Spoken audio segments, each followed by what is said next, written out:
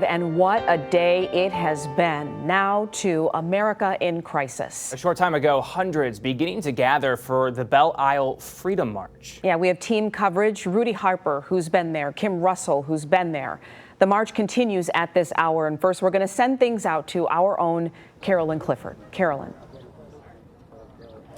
Hi there, Glenda. Hi there, Brian. You know, this peaceful march, this historic day on Belle Isle, literally just wrapped up. Marchers are dispersing and getting back in their cars and going home. You know, this began at 3 o'clock, and it started with just like 100 people out here, and it grew and grew. It went from 100 to 200 to 500. I think we had well over 1,000 people out here doing this peaceful march, not a protest. This is Ken Snap. He ran for mayor of Detroit back in 2017, but he organized this event. Tell me, why did you? And here are some of the people who actually helped him organize it as well.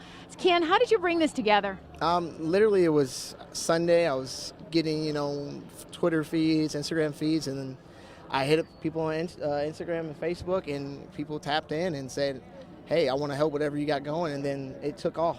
And this is my phenomenal team that made things happen.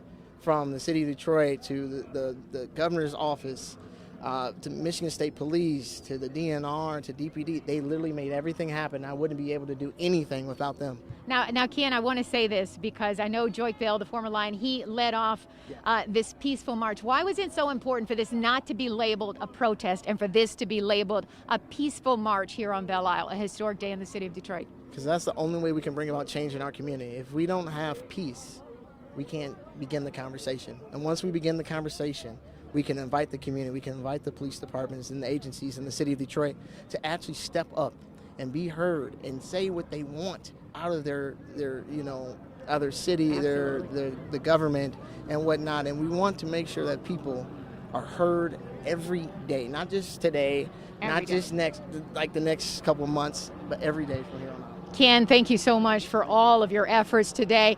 Rudy, I know you have been out there in this march as well, and you've heard so many comments from so many people thanking us for even being here and covering this peaceful march today. Rudy? That's indeed right. A powerful march today out here. We have been speaking to so many people about just reflecting as they made that slow march across MacArthur Bridge. And I want to bring in Michael, who was a part of this. And Michael traveled 45 minutes here from Ann Arbor to make your voice heard. Just tell me, Michael, why you decided to join today.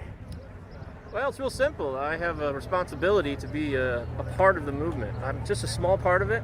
As a white man, I actually felt uncomfortable. When I took this sign out, when I first got here, I felt really nervous. And it actually gave me a feeling of like what it might be like to live as a black person every day. A small feeling. I'm not saying I'm like that at all. I'm just saying that I wanted to represent this, and I really feel so grateful to be here. I'm just a tiny part of this. Yeah. And Michael, what was the feeling like when you've seen so much unrest across the country after the death of George Floyd?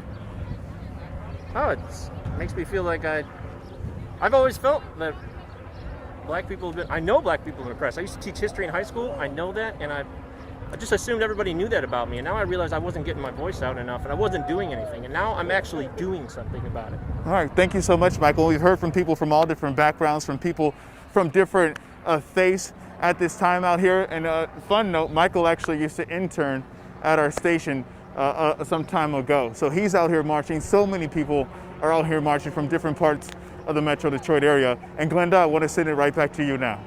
All right, no limit to who this has touched. Rudy, thank you so much.